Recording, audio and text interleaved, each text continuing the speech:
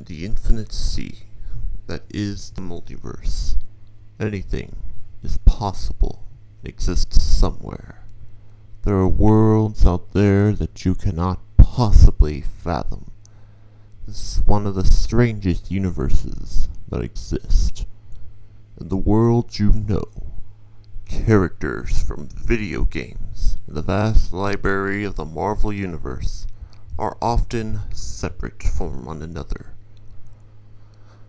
However, even in the rare instances that these two do encounter each other, these characters do not combine together to create something or someone wholly original. However, there is a world, the one I inhabit, and the one I wish to share with you today, that combines the interconnected worlds from video games and the vast universe of Marvel Comics. I am Naratu. I will be your guide in this complex universe.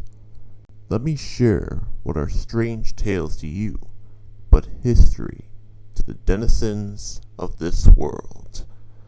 Let us begin this trip into these tales with a hero whose smashed up characters alone need no introduction, but combined create familiar yet completely new tale.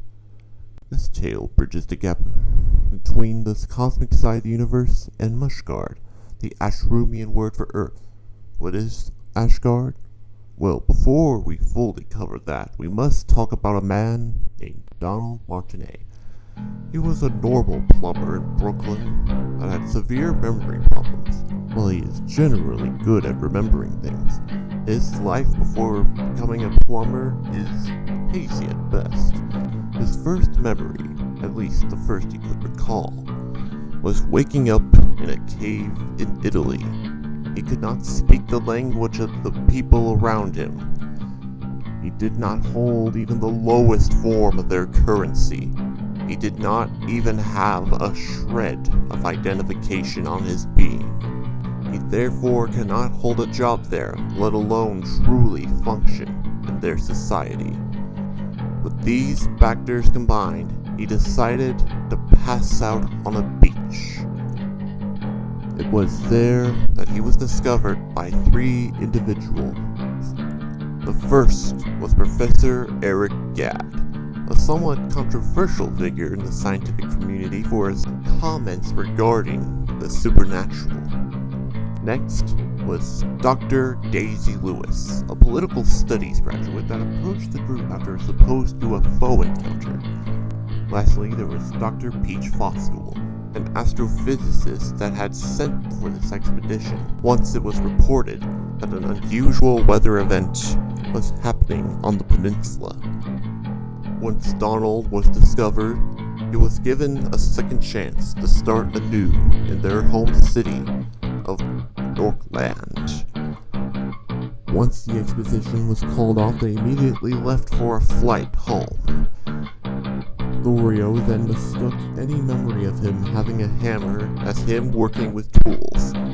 This eventually led him to pursue a career in plumbing. Once he passed his master plumber test, he was invited to come with them for an expedition to explore newly discovered Norse relics in the area by the Italian cave he had awakened in. Whilst exploring the area, Donald finds himself in a familiar scene. He had found what he was searching for, the cave he had seemingly spawned from. Inside, he found a stick, usually placed one. When he picked it up, he regained not only his memories, but his powers as well, all of which belonged to the Norse lightning god, Thorio Rodinson. He can now recall everything in his life, including the events that had transpired to get him in this situation in the first place. He was banished from Astrum after Wallo Keiji, his treacherous half-brother, tricked him into attacking Malatanga and the Dark Saracels. This resulted in both his memories and powers to be stricken from him and sealed inside his hammer by his father, who rode him. Unfortunately, that was the only powerful item from Thorio's homeworld that was in the vicinity. Dr. Fostel happened upon another Ashrumian relic in another part of the site. It was no ordinary item, however, but it was an entire structure. She found it quite strange. Not only had she never seen anything like it, but there was an odd crimson liquid held within. When she got a closer look, she saw that the mass held inside was shifting, like some sort of liquid. Out of curiosity, she reached out to touch the bizarre substance, hoping that the physical contact would give her a clue as to what she was observing. Instead, the substance went into her body, making her feel weak and fatigued. Thor went to tell the others what happened to him. They informed him of the direction that she was heading. He knew it was there, and his fears were confirmed true upon witnessing her unconscious body on the ground. He quickly summoned a warp bridge to Mushgard, where he and the rest of his crew and the group of newfound friends were astonished to be greeted by a very unpleasant sight. Heimdall, seer of all, god of wishes, was being attacked by another force. Thorio recognized the assailant and his forces right away. It was none other than Ashrum's greatest adversaries, Thor, the Mad King of Titan. This beast has clashed with Ashrum's forces quite a bit because they are either in possession of or have the knowledge of the location of one of the Infinity Gems. These special MacGuffins can alter the universe in various ways depending on which one of them is used. Unfortunately, Thorio had inadvertently brought Bowser one of them, as the substance that Dr. Fostel absorbed was one of them. It was the Ether Force, the liquid form of the Reality Gem. Upon detecting this power, Bowser kidnapped Dr. Fostel and fled. This led him on a journey that eventually saw him rescue Fostel from the clutches of the Mad King of Titan. Along the way, he encountered his half-brother, Walokiji, who was helping Bowser so that he may usurp the Ashrumian throne and take its place. Thorio had to defeat his half-brother, to make sure that he does not succeed in his plot. With the rescuing of his new love interest from the clutches of the evil forces of the Mad King of Titan and longtime rival of Ashram, Thorio dedicated the rest of his life to protecting the people of Earth from dangerous extraterrestrial threats that invade. He also takes on powerful threats on Earth, like the Wrecking Crew, a group of construction workers that gained powers from a set of magically enchanted tools, like a wrench and an eggplant. This team is led by a man named Spike Garthwick, aka Foreman Wrecker, a man who wields an enchanted hammer and wreck stuff. It's self-explanatory. Thorio often takes on these villains because the magic that is enchanted tools is Ashrumian in nature, and the enchantment was done by none other than Walokiji himself. However, these are not the only earthly threats he takes on. Merly Agnum, who is the CEO of Blexcon, is another threat he has to deal with. Long ago, her family stole a mansion and an island from someone named Merlee, who she is named after. The real Merlee got revenge many years later by sending assassins to take back what was there. When she found the gunmen, she fled into a cave and prayed for power to a statue she found there. She inadvertently sold her soul in exchange to become a half-spider, half-minotaur creature she dubbed the Mimitor. The statue happened to be the founder of Blexcon, Count Hugh Blexon, who uses his dark magic to help her become the CEO of his company. She became mortal enemies with Thorio after he attacked some factories that were harming the planet. However, despite all the threats on Earth, he mostly takes on Bowser. But he also duels with Waluigi.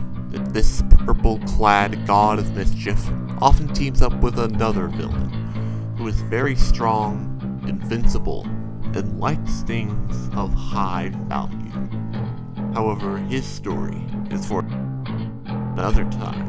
I hope this profile is informative. I apologize if it's not formal as you thought it would be. I shall make many more in the near future if they pique your interest. Hi, it's me. A guy that realized that his face was expressive enough for YouTube, but didn't take into account the voice. You know, me, Nate. Just Nate. I really hope you like this video because it took a long time to make. Trust me. This is something that I've been wanting to do for a while now. So, you know, please like, subscribe, you know, all that stuff. You've heard the spiel before. The plan for this series is releasing 4 these things at once, the hero and villain packs.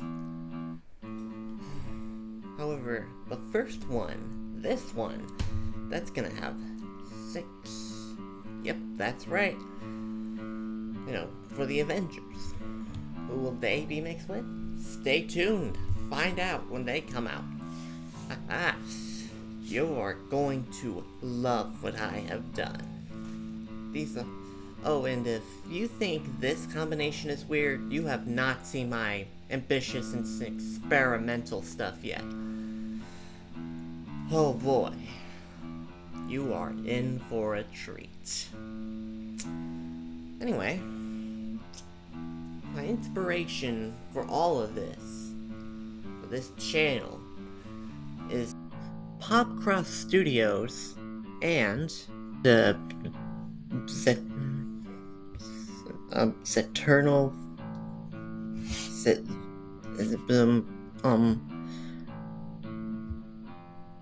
this person, I'm not pronouncing that, with a mix of James Farr, really like his stuff.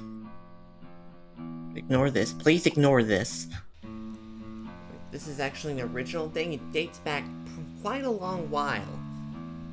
Although, I wasn't exactly happy when James Farr uploaded his version of stuff. I claimed that he was ripping me off, and I found out.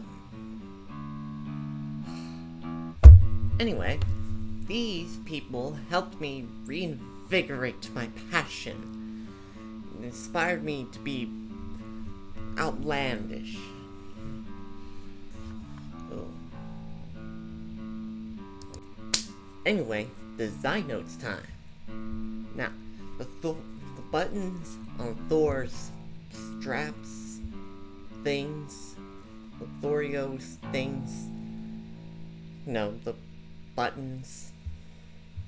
Can you call them buttons? I'm not sure if they are buttons, but those round things are meant to, you know, they're taken from the original comic design, the chess pieces. It's pretty cool. I also went through a few iterations before settling on this one. This is actually the most recent one, just a few days ago. Also, the background is just the Super Mario Bros. 3 cover, just stretched.